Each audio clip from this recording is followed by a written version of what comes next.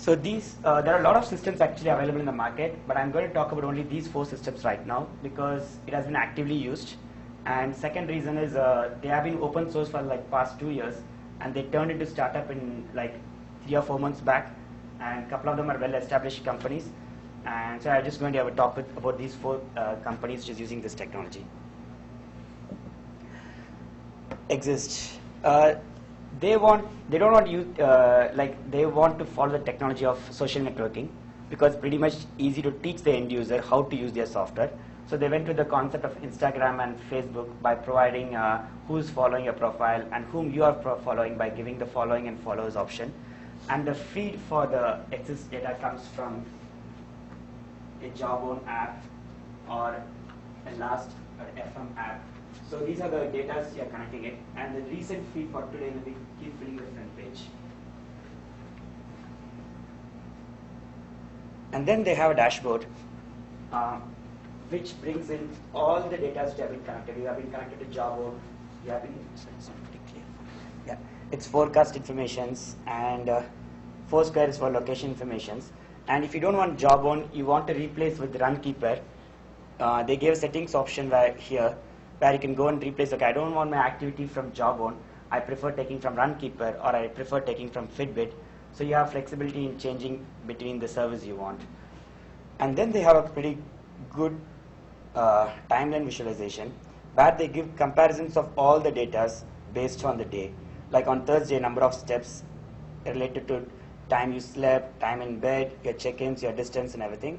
So they give a pretty comparison visualization there. And then this is the most interesting thing of their platform. They run a very basic log, or like very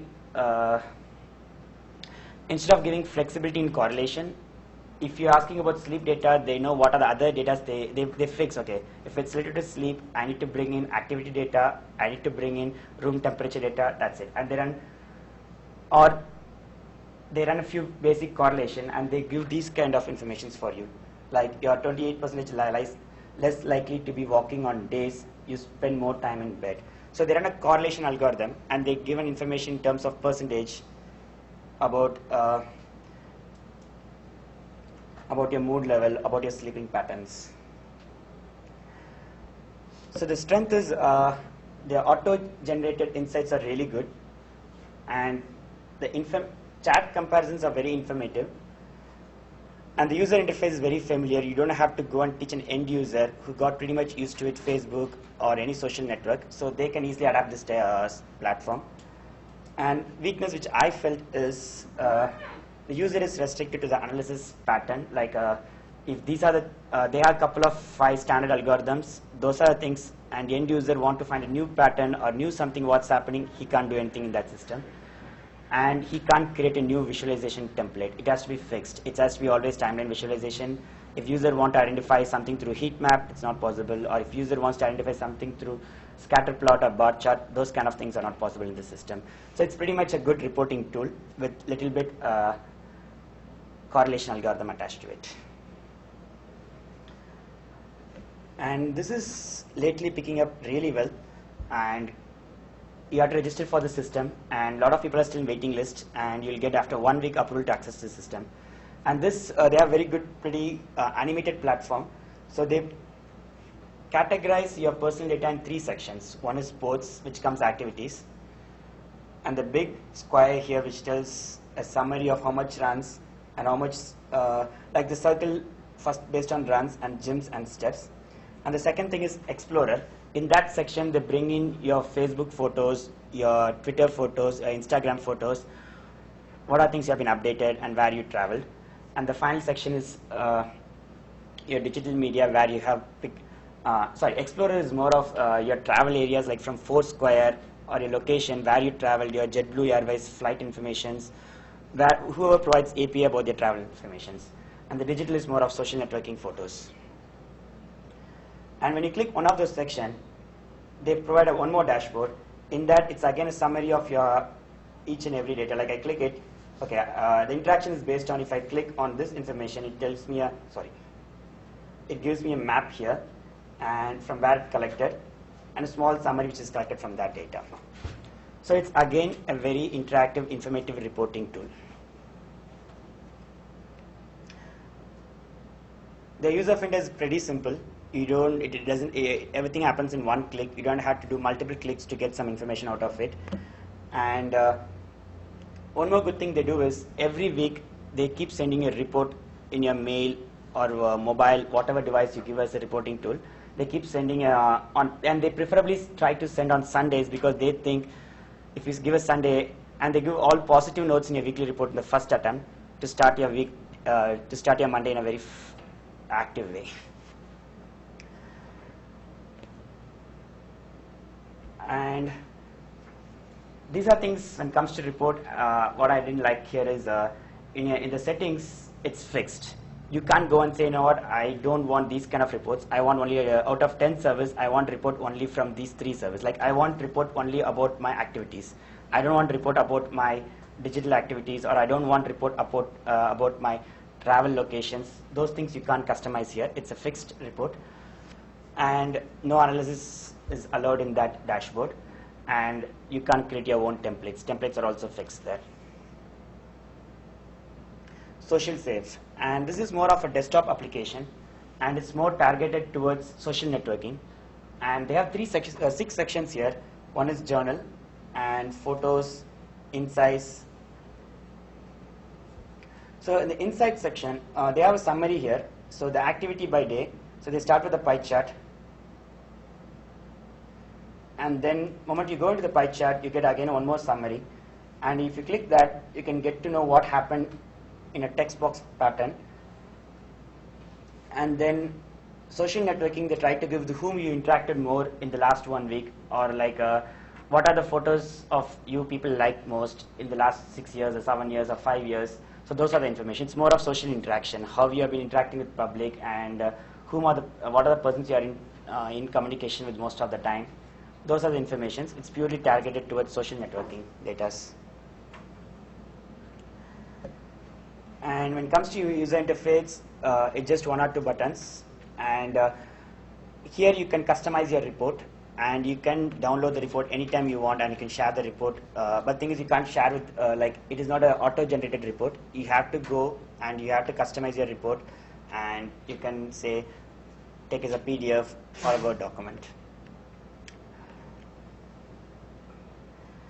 And this is one system which is actually have little flexibility in many things. And this is the dashboard. And here they treat each and every task as projects. Like if I want to create a dashboard for Facebook activities, okay, that's a Facebook dashboard. Only for training activities, okay, training dashboard. So you can have those individual tasks. So I call it as templates, but they call it as projects. So you can have projects for each and everything. And then in their dashboard, there are 2 sections here. The first section is like a interactive section. Second section is like a widget section. You can pick any widget here and go and drop it over in those dashboards. It will turn into a line chart for you. So in that line chart, currently I transferred calories burned, weather, and activities. So you get a comparison charts. So you can decide what you want to compare by dragging drop each and every one of those widgets. And again, this is, as I said, it's for individual projects. Suppose you want to create a new project only for sleep. You can decide what are the contextual data you require for sleep. So you have the flexibility in designing your contextual data and the comparisons. Desktop or web? This is a web application.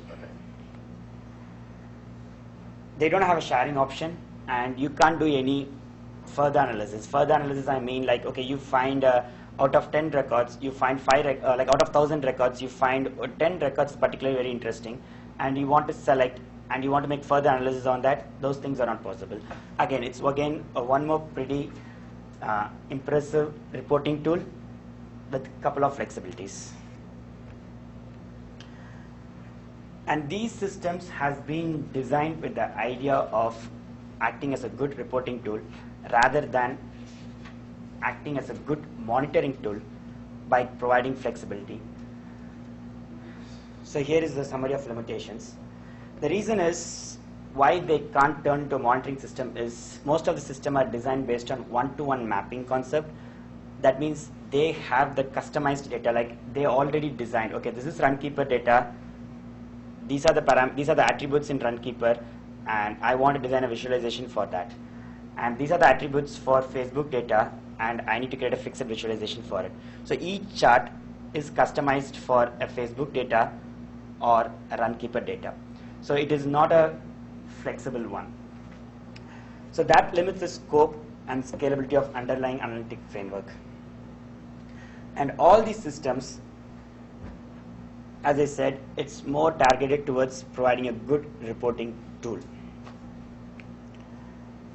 And these systems have a pretty good, better framework in terms of connecting different data sources, but they don't provide in terms of visualization and analytical framework.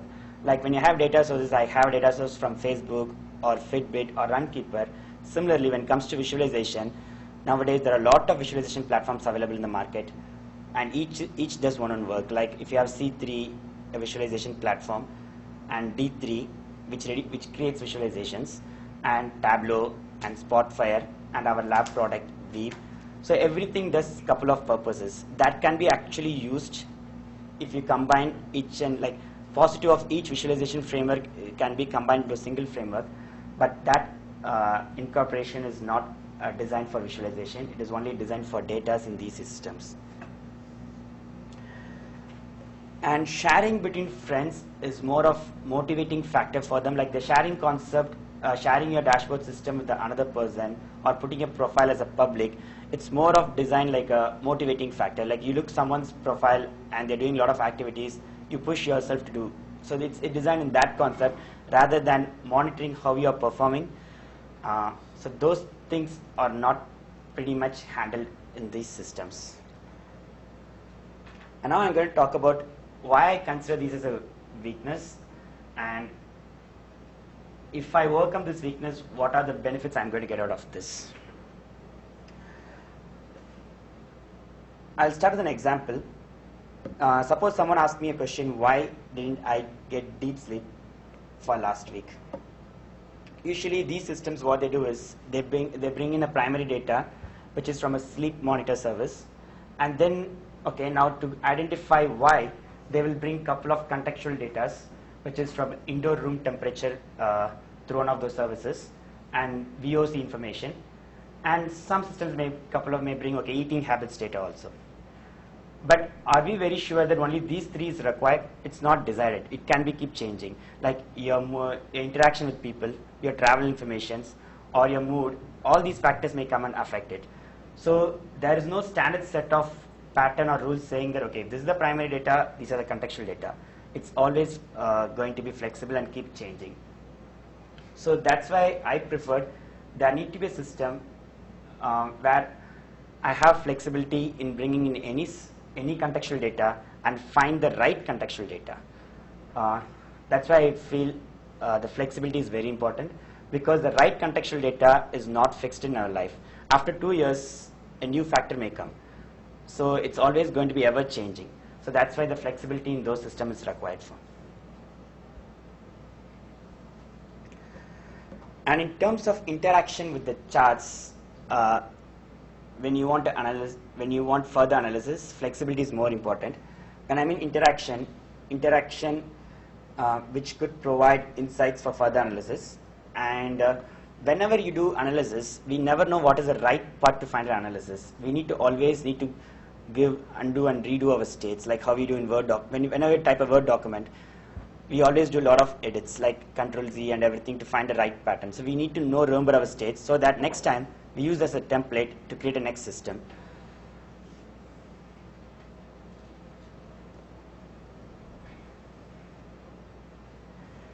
And in terms of data exchange, I'd like to bring an example to make you understand why it is very important here. So there is a scenario. A user has been traveling for last couple of months, and due to a tight schedule, he or she doesn't have enough time to access her personal dashboard. There are two scenarios I put here.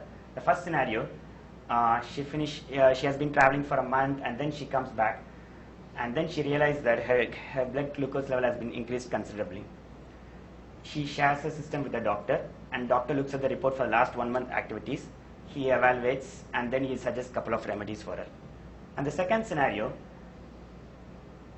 user, when he was in his conference or is traveling, in between he receives a notification from his doctor to practice certain habits while traveling to keep his blood glucose level under check. And this could be possible if the dashboard has a sharing option and allowing a doctor to monitor on a day-to-day basis. So this way you can prevent before it happens. The first thing is you act after you get affected. The second scenario is you're preventing before even it occurs. So that's why the sharing system is very important here.